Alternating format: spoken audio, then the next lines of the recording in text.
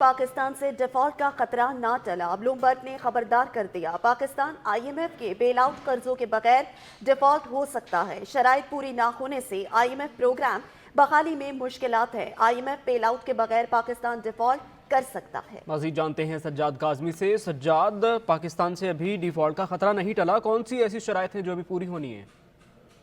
देखिए, इकोनॉमी के हवाले से आलमी एक इदारा है जो इस पे नजर रखता है और ब्लूमबर्ग उसकी तरफ से एक रिपोर्ट जारी की गई है जिसमें यह बताया गया है कि पाकिस्तान आईएमएफ के बेल आउट कर्जों के बगैर डिफॉल्ट हो सकता है और पाकिस्तान को इस वक्त आईएमएफ के जो प्लान की अशद जरूरत है। और ये बताया जा रहा है कि शराइत पूरी ना होने से जो आईएमएफ है वो अब प्रोग्राम बहाल नहीं कर रहा, जिस वजह से पाकिस्तान को मुश्किल का सामना करना पड़ रहा है। और अगर कोई बेल आउट का पैकेज पाकिस्तान को नहीं दिया जाता तो पाकिस्तान डिफॉल्ट कर सकता है। ब्लूमबर्ग की रिपोर्ट में यह भी कहा गया है कि पाकिस्तान को ज़र मुबादला में कमी का सामना होने के बायस मसाइल दरपेश हैं और माह माली साल के इख्तिताम तक पाकिस्तान कर्जों की अदायगी वक्त पर कर सकेगा, जो कि 2 माह में रहते हैं। इस बारे में आप अपडेट कर रहे थे।